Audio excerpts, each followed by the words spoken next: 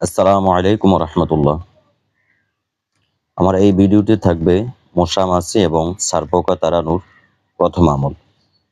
আমাদের অনেকের ঘরে বালিশের কভারের মধ্যে অথবা খাতার ভিতরে অথবা কম্বল, বিছানা, তোশক এই সমস্ত আসবাবপত্রের মধ্যে প্রায় সময় ছারপোকা থাকে। আর এই ছারপোকা দ্বারা মানুষ অনেক কষ্ট পেয়ে থাকে এবং ছারপোকা কামড় দিলে মানুষ অনেক সময় অধিকাংশ সময় বিষাক্ত হয়ে পড়ে, মানুষ অসুস্থ হয়ে পড়ে। তো এই জন্য আল্লাহ তাআলার পবিত্র কোরআনই একটা আমল, যে আমল আপনারা করলে আল্লাহ তাআলা আপনাদেরকে এই ছারপোকার বিষধর কামড় থেকে আল্লাহ হেফাজত করবে। বিসমিল্লাহির রহমানির রহিম। وما لنا ألا نتوكل على الله وقد هدانا سبلنا ولنصبرن على ما آذيتمونا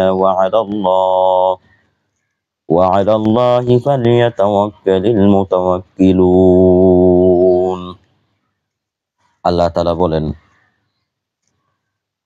আমাদের আল্লাহর উপর ভরসা না করার কি কারণ থাকতে পারে, অথচ তিনি আমাদেরকে আমাদের পথ বলে দিয়েছেন। তোমরা আমাদেরকে যে পীড়ন করেছ তার জন্য আমরা সবর করব। ভরসাকারীগণের আল্লাহর উপর ভরসা করা উচিত। সূরা ইব্রাহিম। এই আয়াতটি আপনারা কিভাবে ব্যবহার করবেন এবং আমল কিভাবে করবেন এটা এখন বলবো। যেমন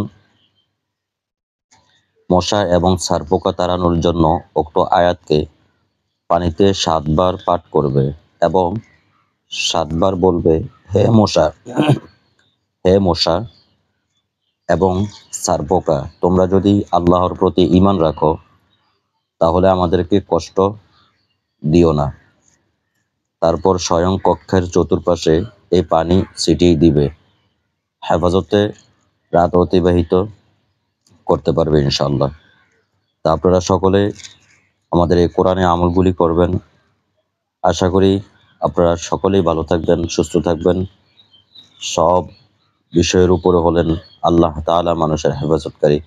তা যেহেতু আল্লাহ তাআলা কোরআনে মানুষের শিফামূলক দিয়েছেন, অবশ্যই আপনারা যদি ঈমানের সাথে, ইয়াকিনের সাথে এই কোরআনের আয়াতের উপর আপনারা আমল করেন তাহলে অবশ্যই আল্লাহ তাআলা আপনাদের সাহায্য করবেন।